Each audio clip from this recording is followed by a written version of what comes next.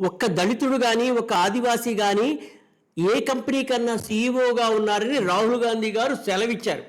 అయ్యా, వాళ్ళు సీఈఓలు కానీ కాకపోవటానికి కారణం తమరి కాంగ్రెసే. ఆ విషయాన్ని మర్చిపోయారా? ఎందుకంటే ఒక కంపెనీకి సీఈఓ అవ్వాలంటే కనీసం 45 సంవత్సరాలు ఉండాలి. అంటే వాడు చదువుకునేటువంటి వయస్సు అప్పుడు పరిపాలించింది కాంగ్రెసే. అంటే ఆదివాసీలకు దళితులకు అంత నాణ్యమైన విద్యను, అంత చెత్త విద్యను మీరు ఇచ్చారు. వాళ్ళు చదువుకోవడానికి ఏ విధమైనటువంటి వసతులు కల్పించలేదన్న విషయం చాలా స్పష్టంగా మీ గొప్పతనాన్ని మీరే చెప్పుకున్నారు కదా రాహుల్ గాంధీ గారు. కానీ అదే బీజేపీ అధికారంలోకి వచ్చిన వెంటనే మోడీ గారు ఏం చేశారు? ఒక దళితుడిని ప్రెసిడెంట్ చేశారు. ఒక ఆదివాసీని, ఈ దేశపు ఆదివాసీ మహిళను ఈ దేశపు రాష్ట్రపతిని చేశారు.